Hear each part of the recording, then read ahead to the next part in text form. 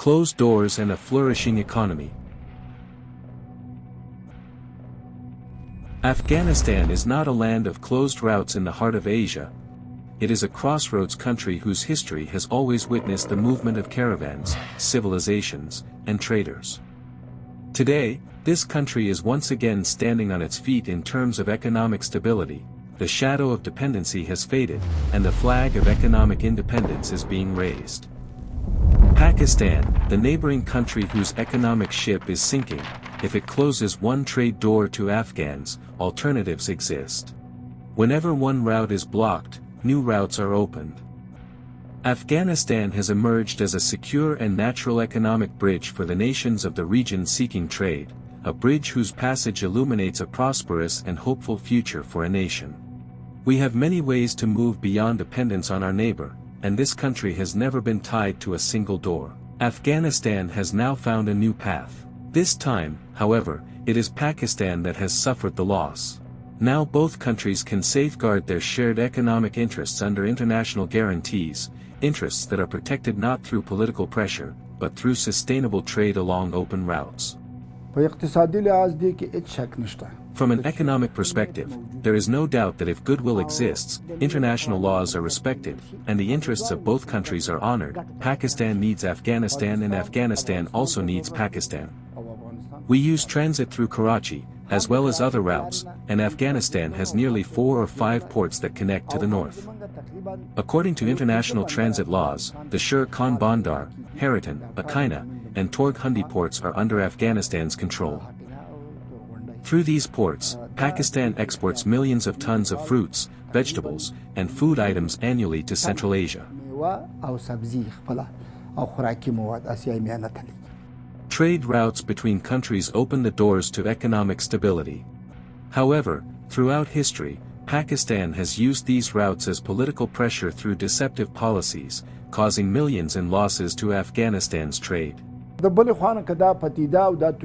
the other hand, if one studies this phenomenon in trade throughout history, Pakistan has always politically exploited Afghanistan's transit, economy, and trade, and has repeatedly used them as tools of pressure. As a result of this pressure, Afghanistan has suffered losses not just in millions but in billions of dollars. Political games can negatively affect trade and the economy. Experience has shown that no one benefits behind closed doors. The Islamic Emirate has taken a firm stance against Pakistan's political pressure and has actively worked on alternative routes to protect national dignity and strengthen the economy. Throughout this entire history, there was not a single Afghan government that made a decisive decision, except the Islamic Emirate, which stated, "Brother, if you give us transit routes, give them with guarantees. Agree with us on principles and trade based on those principles. I will respect your interests and you respect mine. But if during my fruit season, export season, harvest season, or farming season you cause losses to me, and then later, when your own fruits and produce are ready, you ask to reopen the routes, we will not reopen them under such conditions." Over the past 4 years, the Islamic Emirate of Afghanistan opened all trade routes with the intention of peace, stability, and good neighborly relations. Unfortunately, this sincere engagement did not change Pakistan's political double standards.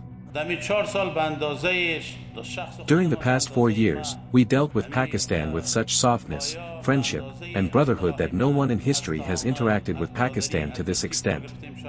However, time and again, we saw that the reality remained the same. During our fruit season and export season, they deliberately create problems that have neither logic nor foundation.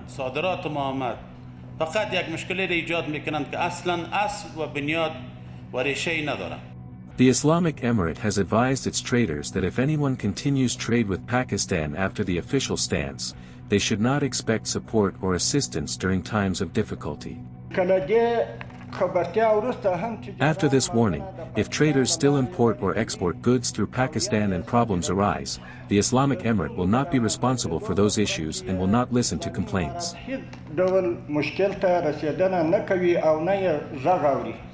Doors closed by politics are never closed in history. Today our path is open, while their agricultural and industrial products have become victims of their own policies. Afghanistan is moving toward a new economic route, and for the past 2 months its market has been more active than before, with no negative impact from closed doors. When Pakistan closed its routes to us, within 1 month public complaints arose, markets faced shortages, prices increased, and trade slowed because our dependence was on one side only. But now you can see that we have been sitting here for 40 to 50 days while Pakistan has closed routes against us. Even though all 6 gates have been closed, praise be to Allah, nothing has become scarce in Afghan markets. At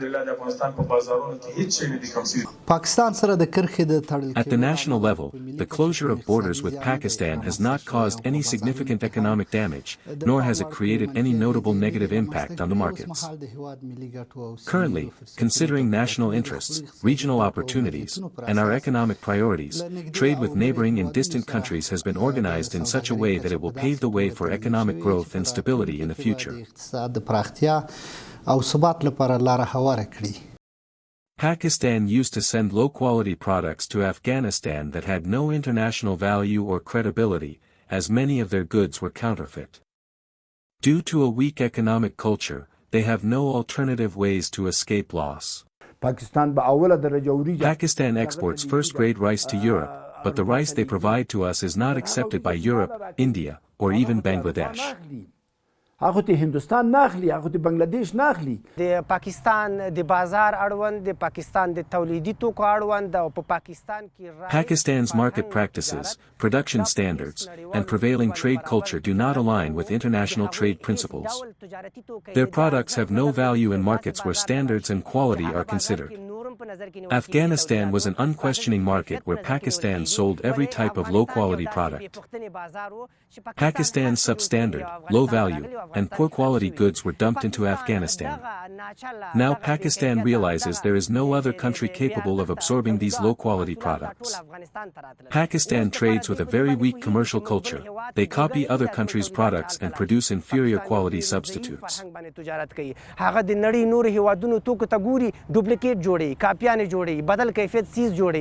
At the same time, Pakistani institutions warn that if trade route closures continue, Pakistan's exports will suffer even more. After 2 months and 3 days, we can now finally agree that we have suffered a lot. Pakistani traders have lost significant investment and trade. Our business community should think very carefully on this issue because it wasn't just a trade between 2 countries. Instead, it is about the business of the Pakistani nation, from which terrorism will also be born and the situation will get even worse.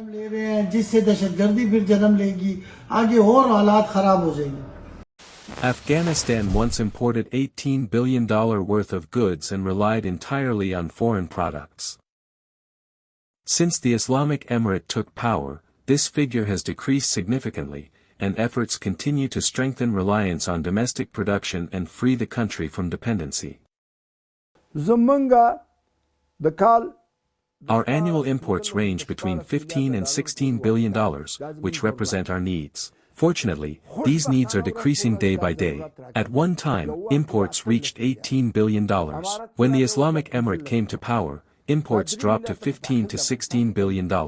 This reduction of $3 billion reflects domestic production. We are moving towards self-sufficiency. When this spending happens inside the country, we move towards self-sufficiency, rise out of poverty, and then begin focusing on exports. Pakistan imports agricultural and mineral products from Afghanistan at very low prices. If Afghan coal alone is cut off, Pakistan will be forced to turn to African or Indonesian coal at double the price. They must understand that they have no viable alternative and will continue to face losses. Currently, our exports are mainly agricultural and mineral. Pakistan needs both our agricultural products and minerals. Every day, about 2,500 tons of coal are exported to Pakistan, and all of this coal is burned in Pakistani factories. If coal exports stop, where will Pakistan obtain coal? From China, Malaysia, or Indonesia? Then it would have to be transported by sea. Coal that costs $100 per ton would end up costing around $600. Would that not be a loss? Another point. Annually, around 70,000 containers used to transit through Karachi for Afghanistan. This meant 70,000 Pakistani trucks were engaged, 70,000 drivers were employed, and 70,000 families in Pakistan depended on this transit. All of that is now gone. Those trucks are now idle and transport has stopped. Last year alone, Pakistan exported about 500,000 tons of potatoes to Kazakhstan. Between 500,000 and 1 million tons of oranges, kinao, and other fruits are exported by Pakistan to Central Asia. Who transports all of this? This is Pakistan's wealth and economic lifeline. Previously, Afghanistan imported all its cement from Pakistan. Since the Islamic Emirate came to power, this dependence has dropped significantly. Efforts are underway to meet cement needs through domestic production and other neighboring countries instead of Pakistan. Cement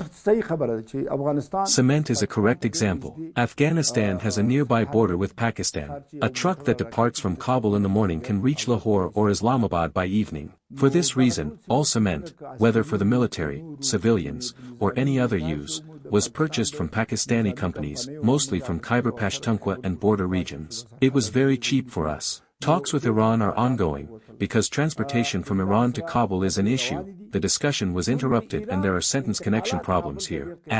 Cement is a commodity with very high demand. It is heavy in weight but low in value. One container costs about $10,000 to $15,000, but when you add around $2,000 in transportation costs, the price rises significantly. So the issue is not that Iran does not supply us with cement. The problem is that transporting it from Herat to Kandahar and Kabul increases costs. Our solution and effort is to source cement from Uzbekistan and Tajikistan. Previously, Tajikistan supplied us with about 500 to 600 tons daily, and now efforts are underway to increase this to 1,000 to 1,500 tons.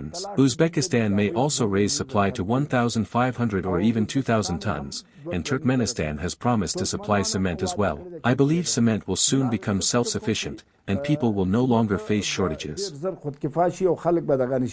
Pakistan gained economic benefit in Afghanistan through low-quality goods, including medicines. Now Afghanistan is accelerating work on alternatives.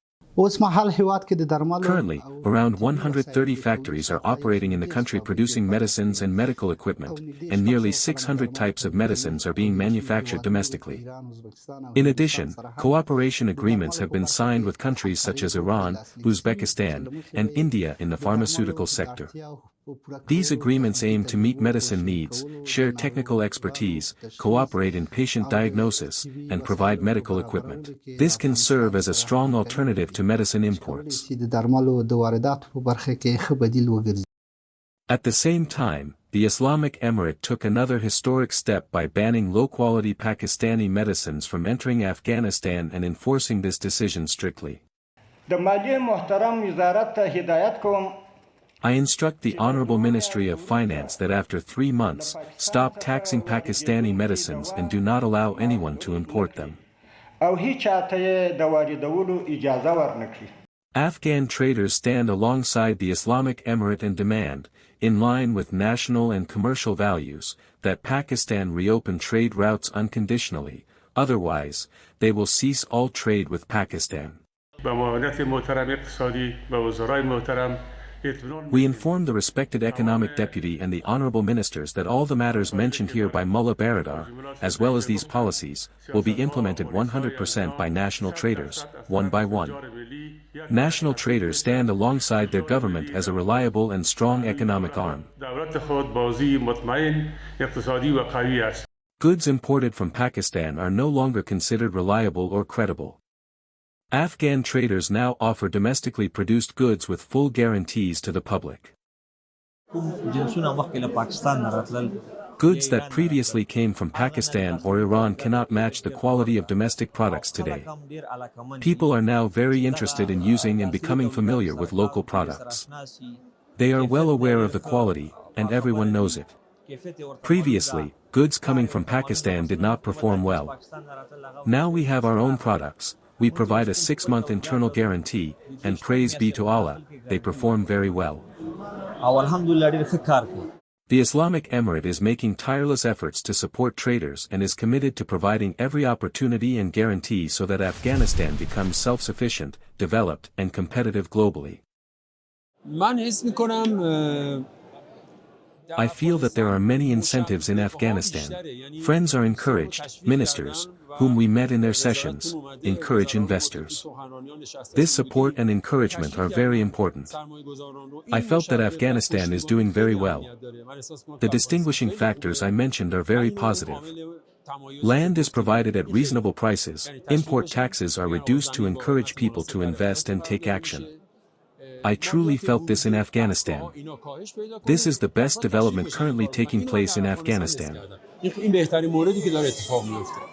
The world's attention has now turned toward Afghanistan for trade. They also urge Afghan traders to invest their capital inside the country and serve the people. My message is this to other traders, whether from Iran or from other countries, that the Afghan market is a market that needs development and is also secure. Nationwide security is established. They should definitely come here and form partnerships with Afghan traders, and take steps toward developing the Afghan market. Whenever countries impose restrictions, along with losses come many benefits. Sanctioned countries are pushed toward self-sufficiency and forced to search for alternative ways to survive. The whole world imposed restrictions on Russia, yet Russia has today succeeded in moving toward self-sufficiency. Iran also moved toward self-sufficiency. This has benefited us as well and has ultimately forced us to realize that life must go on. The way we lived before was not the only way to live, there are other ways. Now we are moving on that path, and God willing, very soon we will overcome this problem. Under pressure, countries shift focus from imports to domestic production. The Islamic Emirate is striving to eliminate dependency and export Afghan products to the world through alternative routes instead of Pakistan. Creating alternative trade routes frees the country from dependence and reliance on limited export and import channels. Expanding economic cooperation with many countries in the region and signing trade memorandums of understanding has led to an increase in the country's export and import volumes and has further strengthened the national trade process. Afghanistan is one of those countries with numerous trade routes. Pakistan's closures did not harm Afghanistan as much as they harmed Pakistan itself.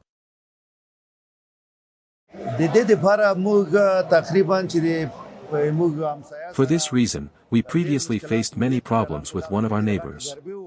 Many traders suffered heavy losses. Their goods were demurraged and sent to storage, and many traders abandoned their goods there.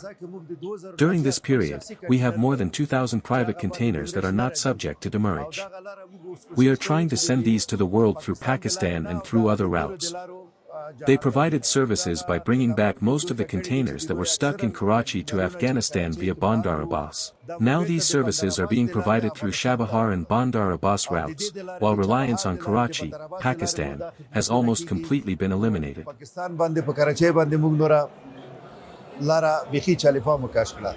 Trade should not become a victim of politics, but Pakistan has repeatedly done so, and now it is suffering the consequences. Afghan traders are now familiar with alternative routes and are actively using them. Pakistan's policy toward Afghanistan has historically been weak, as it has always pursued hostility in trade.